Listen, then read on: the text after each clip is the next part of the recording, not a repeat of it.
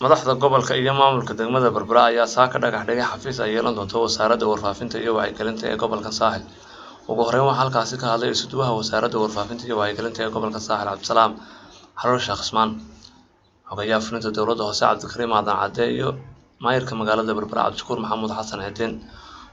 gobolka iyo degmada runtii si weyn bay ayaan ugu mahadnaqaynaa. maanta farxad weyn bay noqotay markii ugu horeysay xafiis ay yeelato wasaaradda warfaafinta dhaqanka iyo wacyigelintu laga dhagax dhigo xarunta gobolka Saaxil ee Berbera. runtii waxaan u arkaa inay tahay tallaabo horumar leh waayo waxay wax weyn ka tiri doontaa arrimaha warfaafinada gobolka Saaxil oo runtii baahi weyn u qabay xafiis wasaaraddu leedahay. Ramadaan Kariim dhamaantiin maanta farxad weyn bay noo tahay haddana maamulka gobolka iyo degmada nahay inaanu ka qayb qaadano dhagax dhigii xafiiska in wasaaradda warfaafinta iyo wacyigelinta qaranka oo ah xafiiskii ugu horeeyay ee warfaafineed ee gobolkan laga furo. runtii waynu garanaynaa in jamhuuriyadda curdinka ah qiimaha iyo kaalinta ay warfaafinta ugu jirto. isuduwaha warfaafinta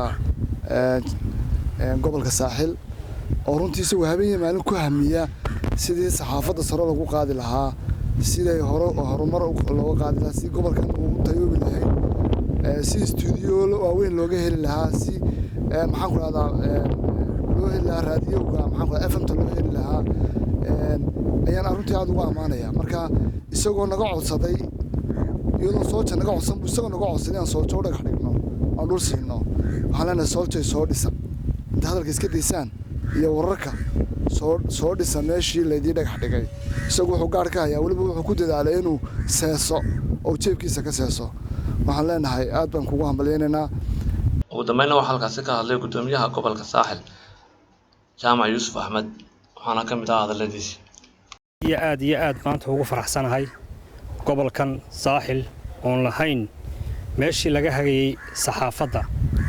maanta waxaan u dhignay dhagax wasaaraddii warfaafinta qaybteedii baa laga sugayay inay ka qaadato kaalinteedii baa laga sugayay inay ka qaadato sida ugu dhaqsiga badan.